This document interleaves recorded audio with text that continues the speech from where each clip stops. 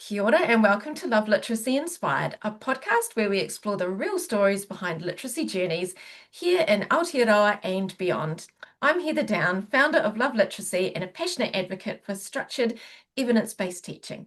And in each episode, I sit down with inspiring educators, parents, advocates, and learners from New Zealand and around the world to hear how literacy has shaped their lives, their work, and their hearts.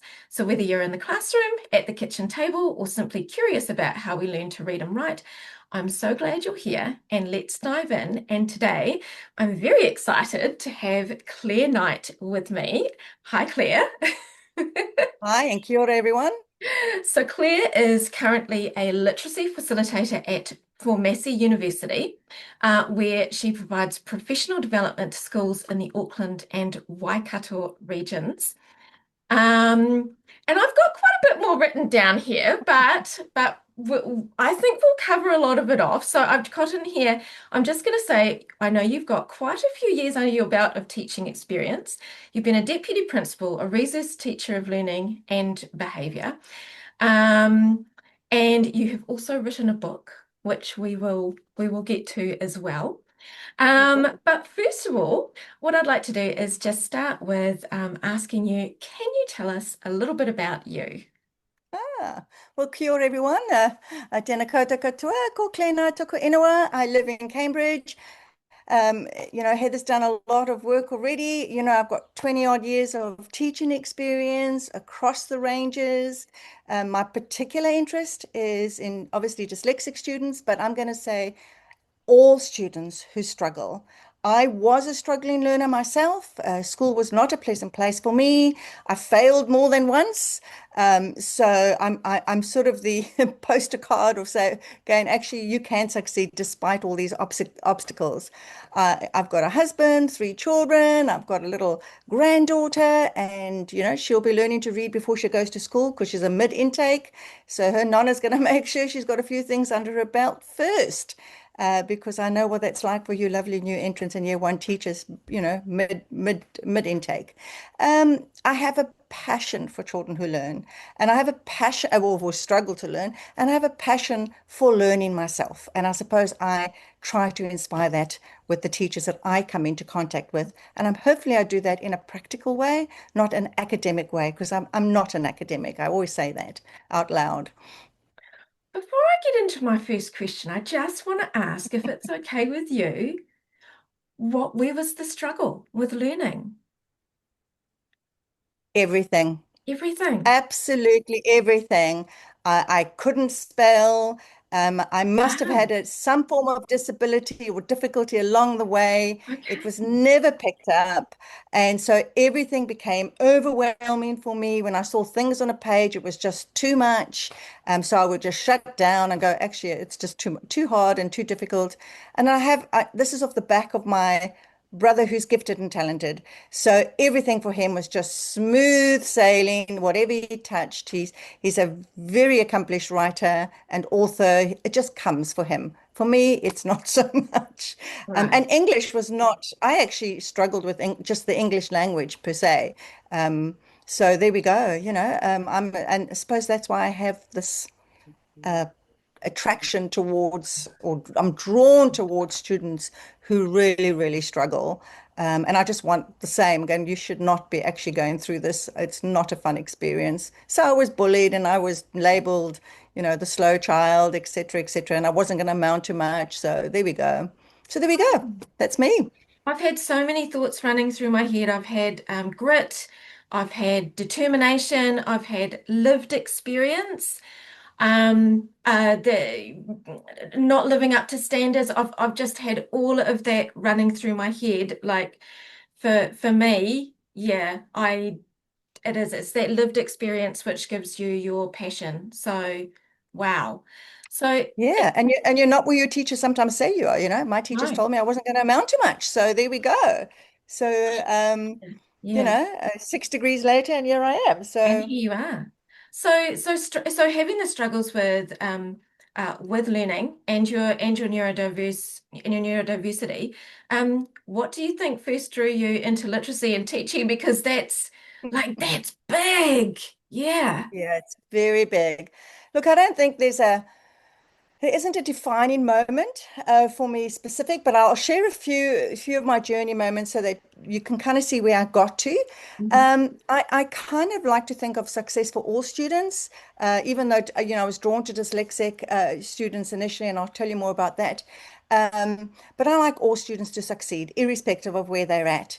And when I worked in the classroom, I would see students struggling despite actually good teaching. Um, and then I just wanted to dig deeper as to why were they struggling? Where was the point of difference for them that they were struggling? So I kept noticing the same pattern. These students were being taught, and some weren't thriving, and some were thriving, and so that just kind of pulled me deeper into the why, I guess. And then when I worked as an RTLB, I had a lot of cases where we were doing triage for some of these students. Um, and so I think maybe my defining moment was when I worked at the dyslexic school on the North Shore, where I was deputy principal. And I was introduced to Orton Gillingham approach as well as the Wilson approach in that school. Um, and so I guess that becomes my defining moment. I then went and did the Associate of Orton Gillingham training in Australia, but it was the under the umbrella of Orton Gillingham. Mhm. And I went over to Camp Spring Creek, America, Oh, and wow. I volunteered at dyslexic camp for 6 weeks. And that was eye-opening because in that moment, I could see the real world and life of a dyslexic student. And it shows you, irrespective of where they come from in the world, eh? Yeah, Um, exactly, exactly. Oh my gosh, and I've lost it now, but it's no discrimination. There's no no discrimination. discrimination. Yeah, Ages, it went right yeah. across.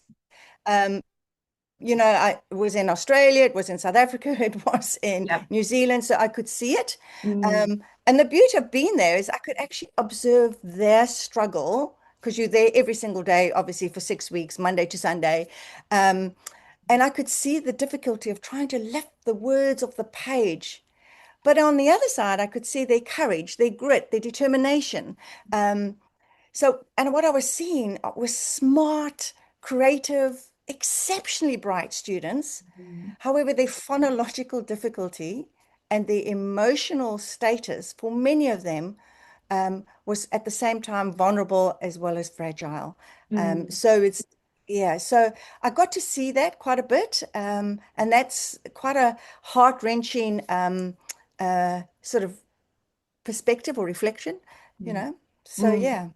Mm, yeah, it is really hard, isn't it? I even think back to, well, I mean, I often talk about this, those first few years of my son at school, and and I always think the could have, would have, should have, but we can't because at the end of the day, you're doing what you do now, and it's providing so much value and education to teachers. So Yeah. we kind of have to take that, don't we? And just say, okay, well, I learned from that.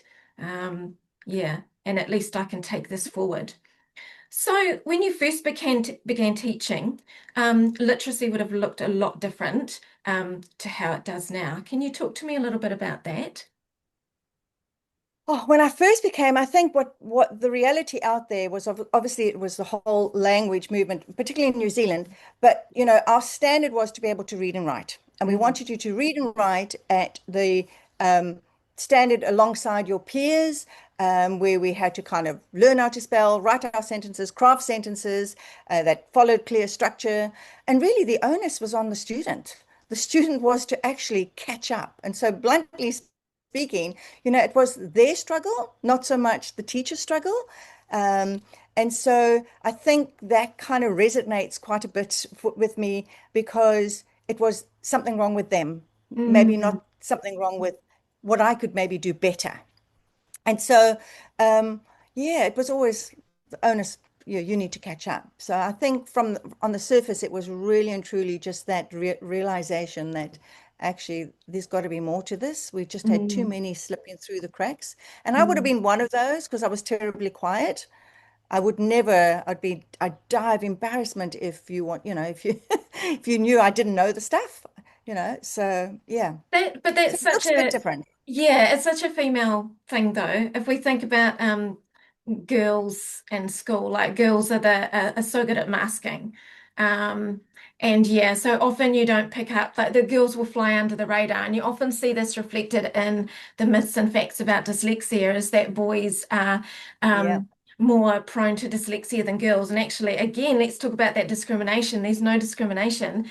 But we just don't tend to pick it up in girls because they work so hard just to keep up. And that's how we get a lot of these young girls with anxiety and burnout and just that sort of meltdown because they're working so hard. Yeah, and I can tell you when I Mm, worked at the dyslexia camp, the stories that some of them told me, mm, and just you're looking at beautiful little souls, and their self-confidence was not matching kind of where they should be at the level that they should be at, and it was that constant reaffirming going, no, you can do this. No, you mm, are smart. mm. It's that constant negative narrative that we're having to reverse for our students Yeah. um, constantly. Mm. But yeah. Yeah. Yeah.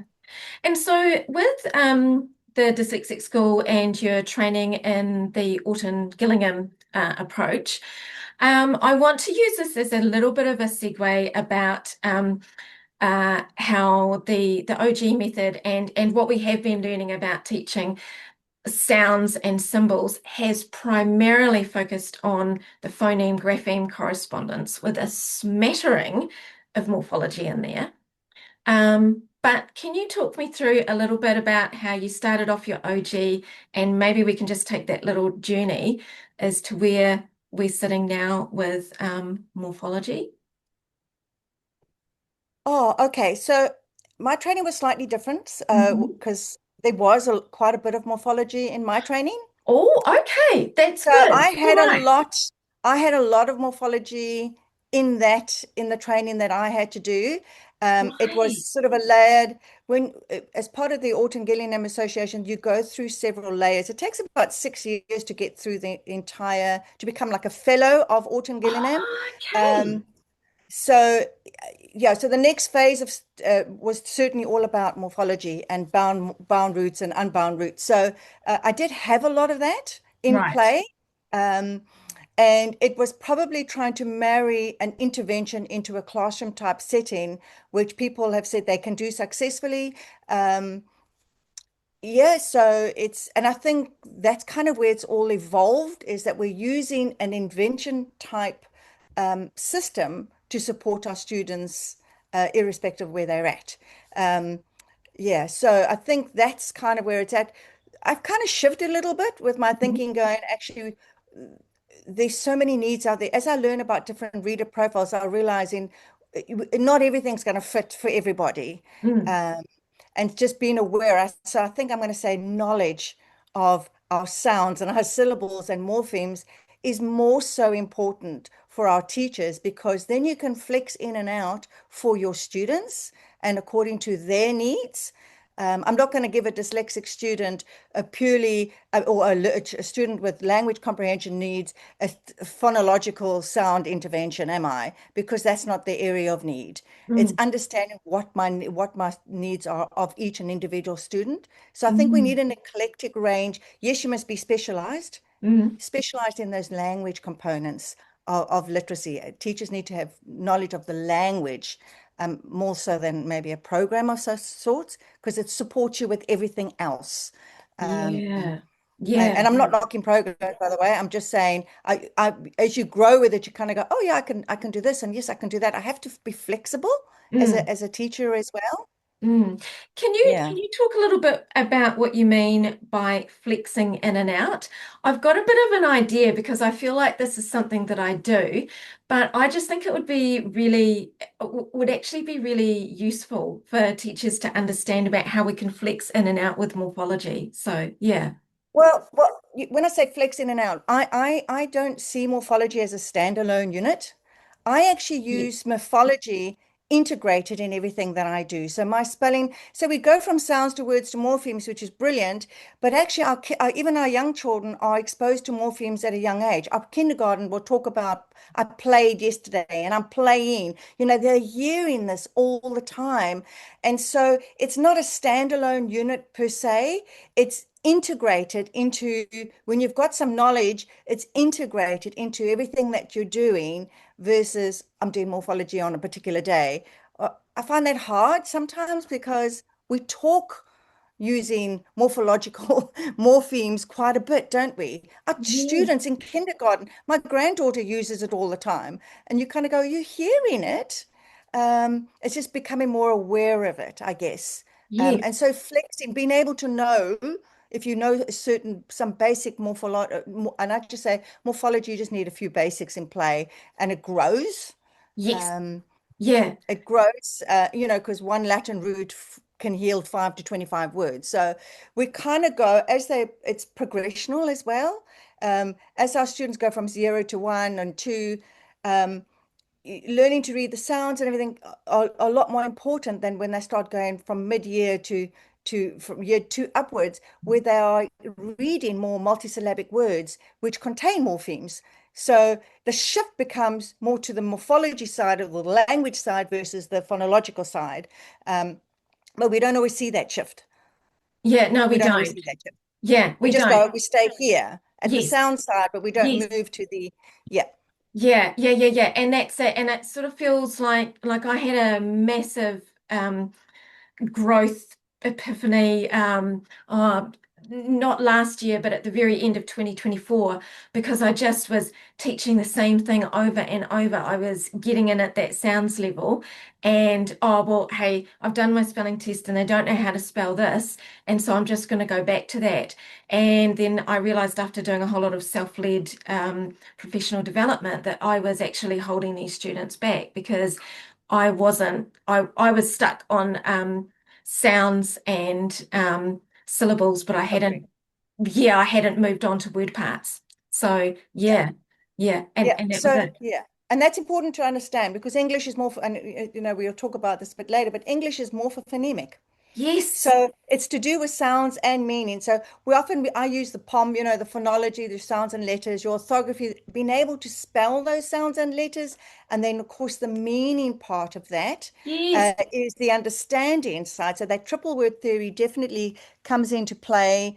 And English preserves meaning more so than that does sound because the meaning Mm, side of things that's constant and, yes, and reliable because English prioritizes the meaning side of things. So I think if we see language versus not just spelling, but rather as morphophonemic, then we go, I've got to do my morphemes and I've got to do my phonemes, and then I've still got to do it in context of my story or because words can mean different things in different contexts. So syntax comes into play as well. So that it's complex and it has mm, shades of meaning, if yes. that makes sense to you. Yes, yeah, it does. It does.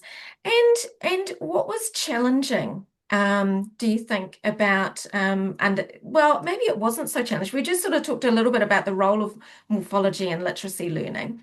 But what have you found challenging with getting this approach across to teachers, do you think? Or have teachers been really accepting when you've been in there and explaining the role of morphology? I think it's a bit of a mind shift for some teachers. Some teachers Yes. didn't even know what morphology, some people don't know what morphology is. That's the reality that's out there. They don't know. Mm. And that's okay, because I didn't know either.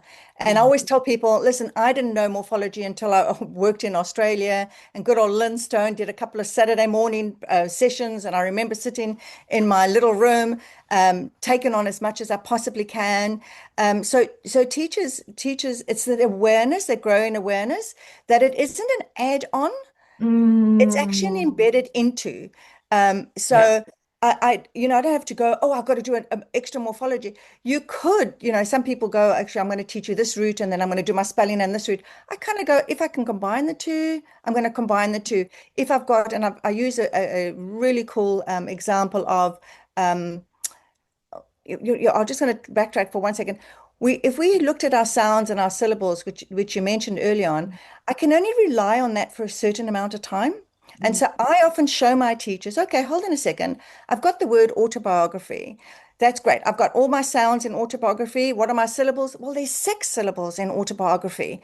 However, there are three or four More. meaningful parts Yes. which Yes. kids, particularly our dyslexic students who need support with multisyllabic decoding, it supports them versus trying to go sound by sound. So chunking those graphemes are so much easier for them to take on cognitively, but also then each meaningful part means something, auto, self, Self. bio, life, graph, to write, why as in a state of. So I'm in a state of writing about myself.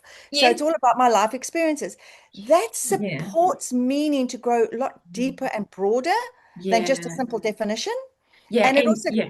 yeah, and it supports them to go into generalizing that knowledge into other context, And which is that's what the we're thing. And I missing. was just going to say, like, we complete the reading circuit when we make meaning from the words because it only goes so far to decode it. But if we haven't got the meaning behind it, we're not going to map it.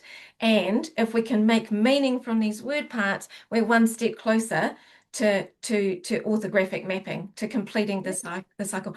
I actually, one of the things I really enjoy with my students is when we look at a morpheme and say something quite simple like we'll start with struct, which is to build, and then I give them construct, so together build. Garden with, yeah. Yeah, together build. And I love saying that. Oh, we're just together building, so we're building something together. And Yeah. then we add deconstruct, so now we're taking apart together build. And I love doing this. So I said now we're taking something apart that we've put together. And it's really cool that you can actually, it's like you're decoding English with English. It's really neat. Yeah. So yeah, no, I love it. And Yeah. how do you think, what do you see when teachers finally get the why behind literacy instruction? Oh, it's a good question. I think for them it's their own aha moment. Yes. Yeah. It's something Yeah. that they see for themselves because when they get the aha, for them they're going, oh yeah, I see the relevancy of why I'm doing what we're doing. For some teachers, they go, why do I need to do this? Is this just another change? Do I have to add this on? It's just a pile on and I have to do some more. So when we give them a why, it's kind of a bit of a lifeline for them. Mhm. I don't think we do enough of the why, to be honest, for Yeah. our teachers. And our teachers are out there busting a gut for our kids. I don't know a teacher who doesn't do that, you Mm. know. So to be brutally honest, I think the why is around building their mana, building their knowledge and skills, building their self-esteem, and ensuring that our teachers remain core and central to the classroom. Yeah. Yeah. So Yeah. yeah, Yeah, it's almost on a like their job is to build that for the students as well, but then they need to be able to have that built for them. yeah, Yeah. I did talk to I on another podcast I had a lovely guest that said that the those dysregulated teachers can't just oh, excuse me. Dysregulated teachers can't teach dysregulated students, but you can't build that confidence if you're not confident yourself. So it's like this, it is quite a cyclic. if you build their confidence, they are Yeah. the research suggests that they are more inclined to be engaged with students who need more support. Yes. And because our classrooms nowadays, and this is the reality of our classroom teachers, it is so diverse. Mm, Um, and so I think that's so important that, we give them as many of the knowledge, the tools that they need to have so that they themselves can feel empowered to make the changes that they need to change. I'm not saying change their teacherness mm, because I think it's important that teachers remain true to themselves. mm. I think some of this process of change has created a bit of uncertainty. And Dr. Chrissy Braid always says, don't forget the teacher you used to be. And I always say, don't forget the teacherness, your teacherness. Don't forget who you are as a teacher. And then even if you take one small step, or, one small thing, that's okay as well. So yeah, it's a very interesting space we're in at the moment. Very interesting indeed. It sure is. I wanted to ask a little bit about your book that you've written. Can you tell us Mm. a little bit about morphology basics? Yes, there we go. But I'm not very Yeah. good at marketing myself, eh? Look, Oh, I did this book, and I'll be very honest about this book. I actually wrote a couple of lessons and stuff, and I was just going to give it to the teachers. And then it was a suggestion that I put it into a book and see if they would publish it.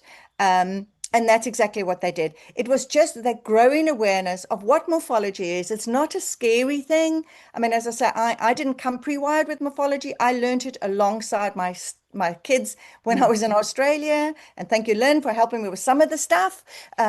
But it was also part of that self-discovery. And I realized that for our dyslexic kids, morphology is it's an evil playing field for everybody, whether Yeah. I speak English or whether I don't speak English. It's the nice thing about it is it's a leveler, and it's for all students, not just dyslexic kids or kids who are struggling with vocabulary. It's a nice little bridge. So that I had the question there, how can schools better support equitable access to literacy success? Really, would you say integrate that, or do you want to broaden that? I would say that to have for me, because my PhD is in language comprehension and this forms part of language Mm, comprehension, mm, and it sits on both sides of of the rope or whatever. I like to use the cognitive foundations framework. mm, I like the fact that we need more of a shared understanding mm. of what Yeah. language comprehension is and what it encompasses, um, and also maybe a better or a broader understanding of comprehension itself, um, as well, because I think we have quite a narrow, or we've t inclined to have, and I'm putting my hand up here as my first person, I'm putting myself in the back, of quite a narrow view of comprehension. And if you listen to Sharon Vaughan, she'll say you can't teach comprehension, but you can build Yes, comprehension. but you can build it. You can build it through vocab, and under vocab, you've got your morphology, and then you can build it through your sentence structure, and you can build it through background knowledge and inferencing skills. There's so much you can build, but it's not a quick fix. Right.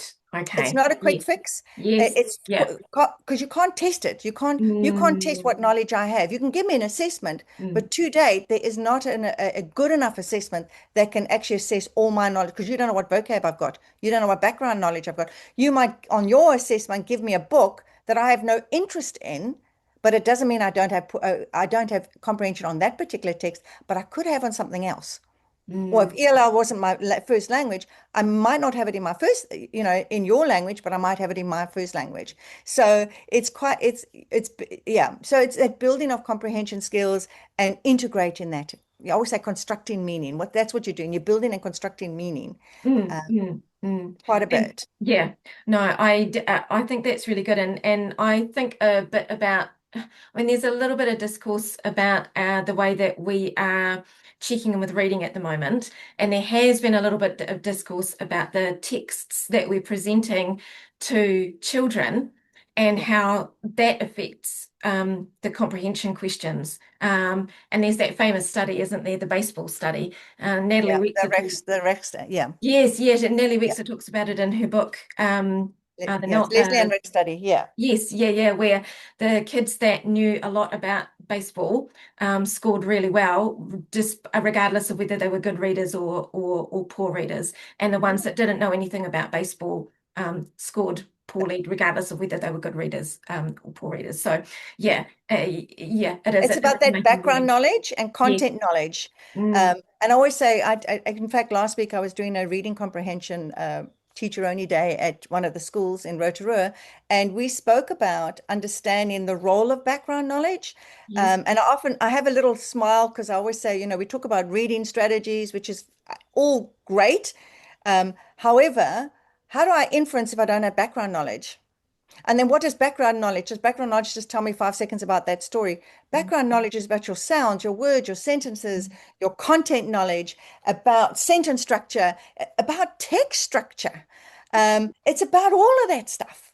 But we just go, oh, I'm just going to give you 5 seconds. You go like, hold on a second. You might need to Mm, build a lot. It's a lot more complex than just background knowledge and yes, an inference. Well, are you asking me to inference at sentence level, at content level, uh, word level?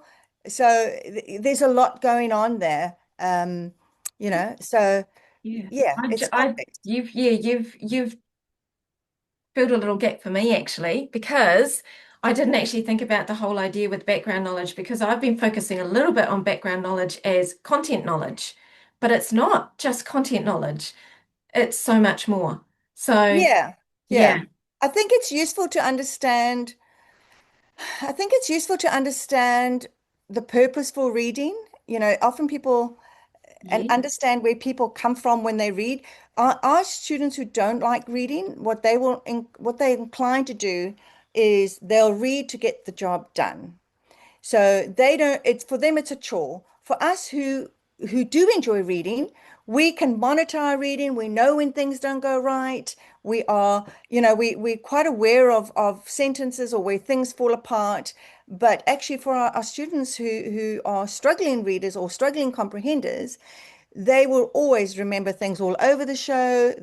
Don't ask them to reread for heaven's sake, because Mm, mm, that's like torture for them. mm, So it's just having a better understanding of what is involved with comprehension, and understanding that comprehension is about constructing meaning and building meaning as you go along, but also understanding as a teacher, and I mentioned this last week, was actually it's about the role of the text. What's the text wanting you to take away? mm, What's the role of the reader? So understanding your readers in your classroom. So can some lift the words of the page? Do some know the vocab? Are there any vocabulary words that are going to trip them up? What's your task? Is the task manageable? And if it's just to answer 10 questions about the comprehension, then maybe we haven't quite given comprehension a deeper and broader enough um, sort of credit, because comprehension is complex. It's not, mm, if it was this simple, we'd have a magic pill and we'd take the comprehension pill and go, we've mm, got this. But mm. there are layers to understanding Mm, mm. comprehension. And yeah, and one of the things that I did want to touch on a little bit was your PhD. Yeah, which is the focus is on improving reading comprehension in students from years 4 to 8. Can you've given a lot of information about comprehension, but is there anything else you can tell me about the current work that you're doing with that? So the current work is, at the moment, we don't know in New Zealand how reading comprehension is taught.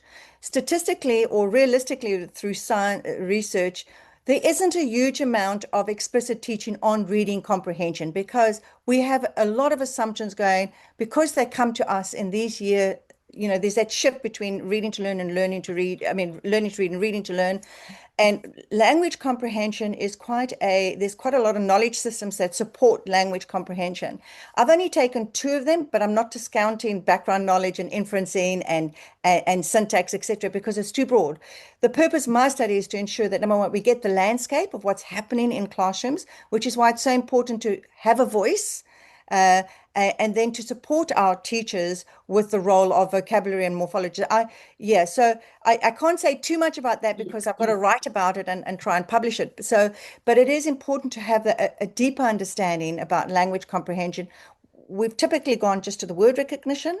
We haven't kind of come over to the Mm, language comprehension. All what we've done is done it in isolation. So if you think about Cognitive Foundations framework, if you just pulled out the vocabulary chunk, what about, it's actually vocabulary sits under semantics. So if you just pulled out that, it's going to fall apart a little yeah, bit. You're going to have holes. yes. So, without going too deep, but that's pretty much what it's about. It's understanding. And then I go into notice, recognizing, and responding to those language needs, and to our students who've got them.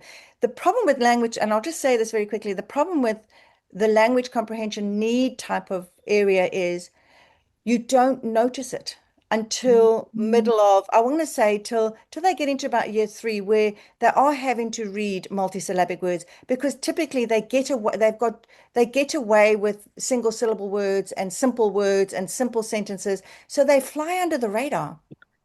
And so Charles calls it the year for slump. And it's mm, part of that slump. It's not the only part, but it's part of that slump.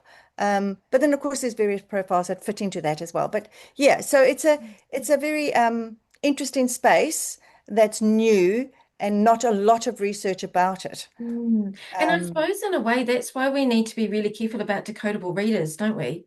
Because the more we introduce kids to authentic text, um, or the sooner we introduce them, then we can start to pick up those comprehension and those language deficits. And yeah, at the end of the day, dyslexia is oh my gosh, it's a problem with the sounds and the symbols. The phonological, it's a phonological issue for some of our students. Yes, It's not a cognitive issue. no, difficulty with language. Yeah, Difficulty with and so language. they fit into, people think they don't fit into the language comprehension band, but they actually do. Yeah, they do. Yes, they do. Understanding the reader profiles, I think, is essential Yeah. as well. And listen, I've been doing this for almost 4 years, and even I'm just, it's like an onion. It's just like keeps on layering more and more. You think you know something. Yeah. And I Yes, think what we're yes, going to be yes. mindful is we take one small piece and we run with it and say, this is this Oh, is what yeah. we should be doing to fix it. I don't think it's as simple as that. Mm. I think there's just too many There integrated are too many things. layers. Yeah, there are too many layers, and that's what I've found through the years. I'm in my seventh year of teaching, and I'm still trying to put all the layers together um, Yeah, for for supporting the learners that I do. yeah. Um, so what in terms of professional learning, where do you think we need to go with that for teachers? Wow. Um, I think in terms of teachers, it's understanding the language system. For Okay. a Yeah. teacher that comes in here who can understand the language system, I think is going to be so important. And I think Louisa Moats, and there's so many researchers out there who say what we need is and we do have a better understanding. I've got to say that we definitely do have a better understanding, but there's still more. There's still Mhm. more that we can find out. I mean, that's with everything, you know. If we can see this learning as a continuum versus a destination, we'd yeah, go a long way. Even I learned stuff. I mean, stuff that I've learned, and I come back to and go, oh, I didn't know this stuff. I just forgot it. So I think from that, and the fact that schools are already on the structured literacy journey, I think is great. I Yes. think we need a better term for it, maybe, because Yeah. every time you go into different schools, say I'm doing structured literacy here, and you go, oh, that's great. Can you tell me more? Whatever. It looks so different with various people, but it's been a good call. Mm. And I'll say what's happened is we have a growing awareness now that we never had before. And we have to say that. We've got to give credit where credit is due. And I'm going to say, thank goodness we have this awareness now. Whether we agree or disagree is not the issue. The issue is that this awareness is supporting our students. Yeah, yeah. And look, and the thing is, all the systems will change once we get better at or once the teachers grow their knowledge and their understanding and their confidence with implementing it within their classroom, then they can make little tweaks and we can make changes to the way that we teach it and it flows through the school. So yeah, I agree. It's going to be really, really interesting, isn't it, to see like this is our first real year within New Zealand of it all kicking off. It's going to be really amazing to see where we're sitting after 6 months, after 9 months, after 1 year, um, with Yeah, but teaching the once way the again, brain. Yeah. yeah, but we've got the science of reading, but we've also got the science of learning, and so we have to bring Yes, them both in. we have to You know, bring so them it's both not in. there's not just one or the other. It's so I could teach it, but actually, if I haven't brought in the science of learning and the principle of being explicit and direct and diagnostic and Mm, cumulative as I go along, we could have kids falling through the yes, cracks because even though I've delivered a lesson, doesn't necessarily mean that learning has happened. happened. So Yeah. we have to still bring in the science of learning as Mm, well. And then I'm going to say your student mm, is your beacon. Your student is the person that's going to tell you whether learning has happened, is how much are you checking in for understanding with those kids. yes. I was having a conversation with a teacher, said, I do this, and this yesterday. I said, that's great. Now show me whether they've got it. Where's the data? Show me the data. Yeah, or Show me show the me in data. their book. And she said, oh, we don't Yes. use the book. We just use the whiteboard and we rub it off. And I'm going, oh, we want to be Oh, mindful that we yes. track their progress because we're saying we're diagnostic and we're cumulative and we Yeah. are checking, which means then our evidence needs to be the same. That you can say Mm, to me, and I said, I'm putting my RTLB hat on at the moment. I'm coming to you and you say, this kid is struggling. Show me through their books, through your data, where and what it is that you've targeted. Because you might be targeting the wrong need. yes, You yes. haven't got the right profile in You haven't place. got So the right profile in place. And also, I might add that having that data there, having the information there in the book helps students who need it get special assessment conditions as well, because you've got something that you can look back on and say, look, I've taught this many times, we've been doing it this long, and we still have a difficulty with language. Oral language is great, but written language is poor. So you've got some data Evident. without doing extensive testing that tells you right then and there that we're working with a child with difficulty with language. So Absolutely. yeah, Absolutely. So, yeah. So as long as you track the evidence and you track the data, yeah. and I think it's an integration of the science of learning as the science of reading. Yeah. Because, so it's and your teaching, I think your teacher is at the heart of all of this, your teacher's Mm, knowledge and knowledge of the language system and mm, how it works. yeah. So important. Yeah, and I've got that down. I've got understanding the language system, but yeah, knowledge of how we learn. Yeah, knowledge of and really understanding the language system is really our phonics and our morphology and understanding things at a deeper level. Yeah. But also understanding how we learn. So yeah. So, because there isn't a single, spelling is not a single linguistic Mm, skill. no. It's not just spelling, as we said. We could say, yes, it's our phonology and orthography and morphology, but hold on a second, it could also be things like executive functions, because that Yes. plays a role as well. So we can Yes. talk about having the theoretical models, but then what about the cognitive models of executive function? Because they too could be one of the reasons why they're not moving all forward. Mm, Um, so yeah, it's important to bring in everything. yeah, Um, yeah. and instead of cherry pick and go, oh, I'm going to just do this, or I'm just going to do that. That's Um, exactly. You've mentioned the cognitive foundations a couple of times, and I did have that written down in a little asterisk next to it. And I was thinking, oh, I must ask you just for those because we've just sort of touched on executive function as well. Are you able to give a little brief overview of cognitive foundations? yeah, I'm so the cognitive foundations really is the simple view of reading. I always say Yeah. it's on steroids. You've got your Scarborough's reading rope that has got the Yeah. word recognition and the language. What I like about the cognitive foundations framework is it gives you the knowledge skills that you need to have as foundational skills for language comprehension to happen. So let's just say I don't have semantics, which will involve my morphology and vocabulary.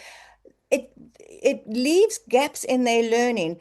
Um, Mm. and you have higher order and lower order skills. So often what happens is within the cognitive foundations is you need those lower order skills, my letter sound knowledge, I need my alphabetic principle, I need my Gotcha. phonological awareness. Yep. Now we kind of have to shift.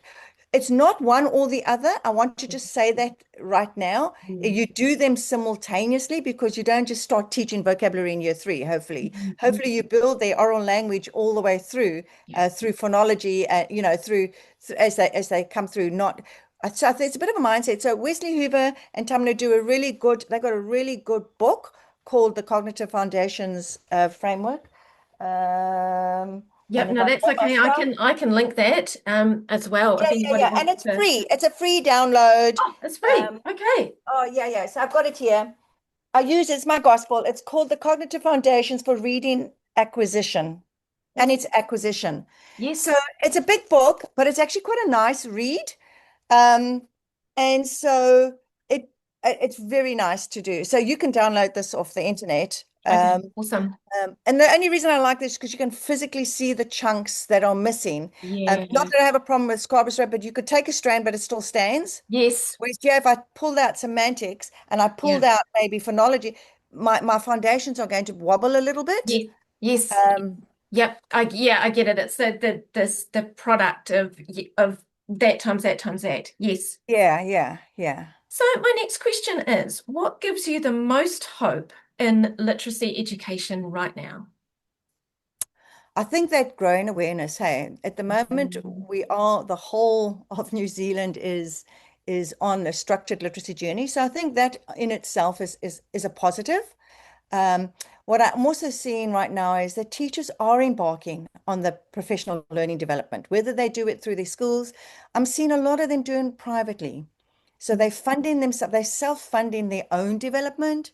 I'm seeing schools supporting our teachers. I'm seeing teachers who show up every single day just doing their best for their kids. Um, and just to kind of support their student learning. And I think kids are learning. I mean, there's a lot of researchers saying that our kids are making some gains here. So Mm, that heightened sense of teaching and of explicit teaching, mm, um, and that learning awareness is certainly in the air at the moment. And mm, and so that's a positive. I mm. think that we can take away from, irrespective of where we're sitting at, whether we like it or not. I can say, well, at least you know what? There's an awareness that we needed to do a few changes, and we're making those changes, whatever that looks like for you, Yeah, yeah. And whatever look, that looks like. we've actually got some really amazing people here in New Zealand like yourself who are providing so much information and support to teachers to help them on that journey. So yeah. Yeah, I think what we need to realize, if I want to leave one pearl here, is that our teacher is our resource. Yeah. Oh, yes. Our Our teacher teacher is is our a resource. resource. So when they often say, Claire, just can you do me? I say, I am the resource because I have the knowledge. I'm Yeah. not looking for something to give me the knowledge. I'm building my knowledge as I go. I'm also realizing what I don't know. Yeah. And there's a Yeah. lot that I don't know. I'm That's always me. sitting in that uncomfortable space. Yes. Um, so, but the resource is the teacher Mm. at the end of the day, and all the I would say the teacher and those in her classroom, because you can still can learn from your kids that are in your classroom. It's a little bit of Oh, that, look. that they call that Yes. arco, between you and them, that reciprocal learning between the two of you. So I Yep. do think that, we can invest in our teachers, sure, because it ripples out Mm. without a shadow of a doubt. But Yeah, yeah. the best resource within the school is So it something gives me that, hope. It yeah. gives me hope to see that there are changes in people's attitude. Change, sometimes we don't like it. I don't like change. As the older you get, the more you don't Mm. want to change. Oh, yeah, I'm the same. I'm the I want to same. keep to my routines, keep to Yes. this, and I've had to learn to go, actually, we ask our kids to do some learning. Mm. So why not just join them in the waka and learn as well? So I'm not the founder of no all knowledge. I say that to my teachers. You probably know more about your students than I do.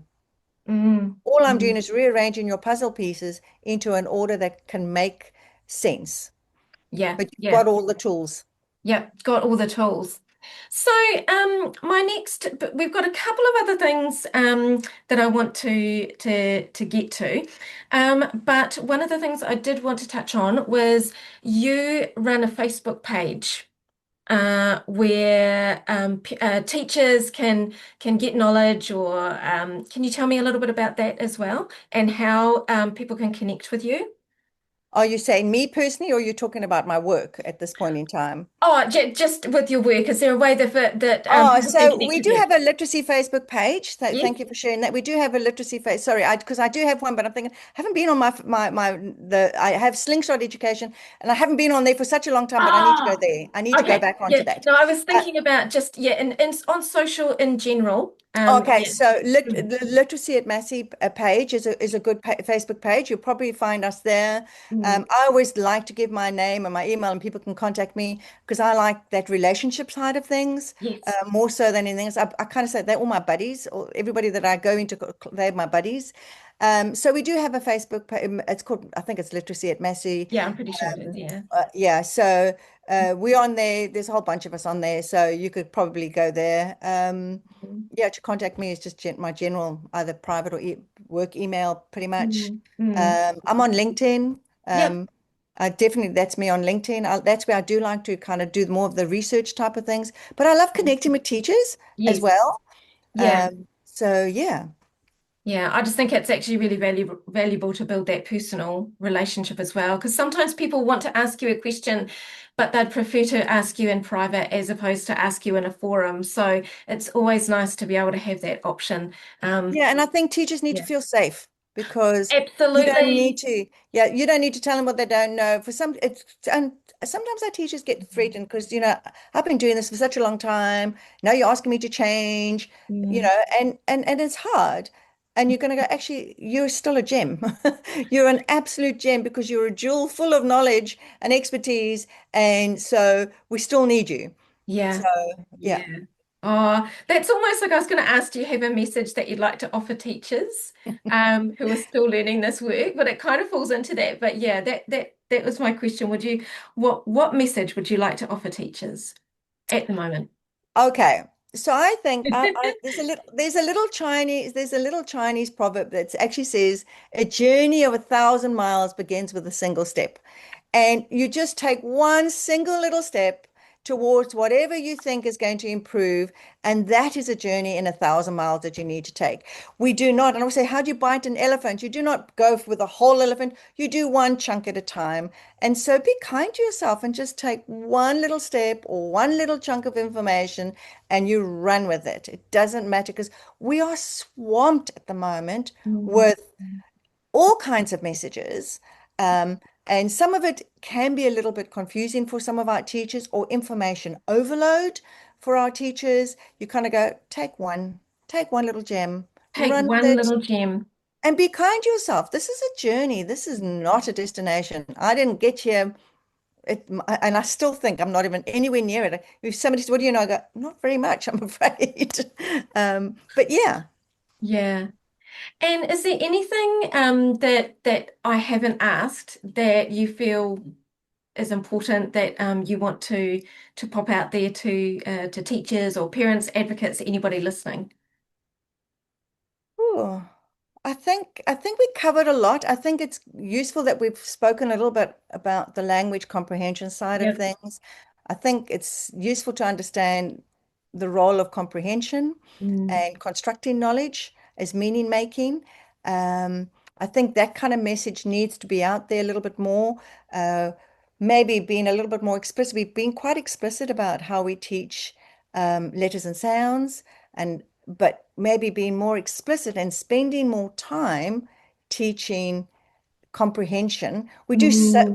We do a few strategies, um, but actually teaching and building our students' knowledge, understanding that comprehension is both product as well as those underlying processing skills that the cognitive foundations talked about, the background knowledge, Yes, inferencing, yes. phonology, syntax, Yep, semantics. yep. Um, all of those processes are important to build language comprehension skills. And as teachers, we kind of do it, but if we have an understanding, we go, oh yeah, I'm doing this, I know why I'm doing what I'm doing. Yes, and it comes back to understanding that why of what we're teaching. Yeah, Yeah, yeah, yeah, yeah. yeah. What is its purpose? What is its purpose? I've been told I need to do this, but understanding the why behind it. Yeah, Yeah. and I say don't throw the baby out with the water. That's Mm, what I say. Just add what you can in at this point in time, mm, um, and make, we still make a difference. mm. We Oh, still we make a do. difference. We totally do. And just to break that down a little bit, I did a deep dive into writing for a whole year. I did a deep dive into morphology for a whole year. I didn't do it all at once.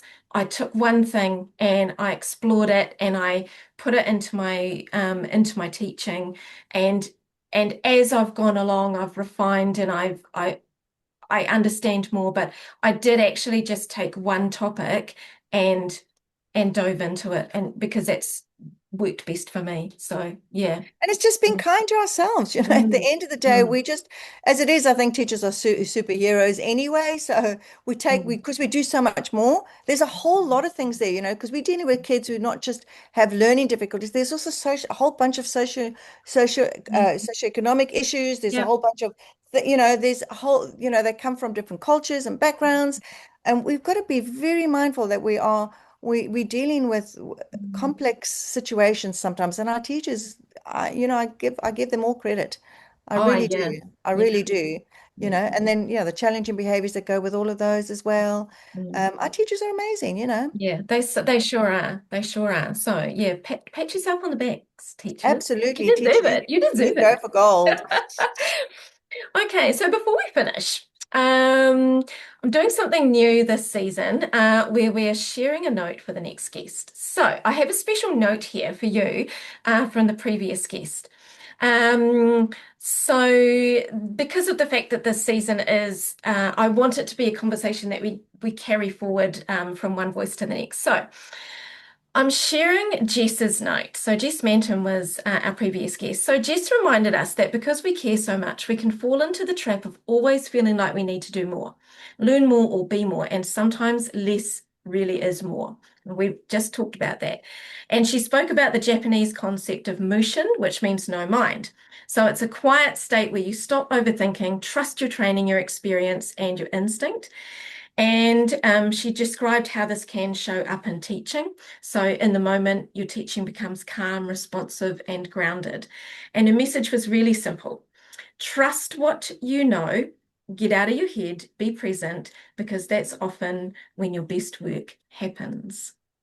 Yeah. So that is her little note to you. And I would Oh, like thank to you. take the opportunity to pass this forward and ask the same of you. Could you share a little note with us that I can then pass on to our next guest?